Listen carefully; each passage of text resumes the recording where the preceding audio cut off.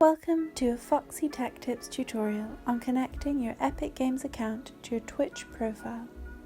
If you find this video helpful, please consider subscribing to my channel and liking the video. You will need to open up a web browser somewhere and load epicgames.com. Start by logging in to your Epic Games account. Note that your Epic Games and Fortnite info are the same thing. Now you're logged in, tap on your profile name at the top right of the screen and then select Account. From the Accounts page, open up Connections from the left sidebar menu here. Select Twitch from the list.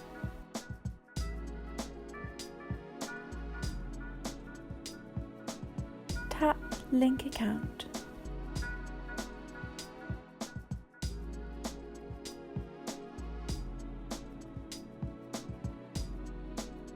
You'll now be taken to the official login page for Twitch. Log in to your Twitch account here.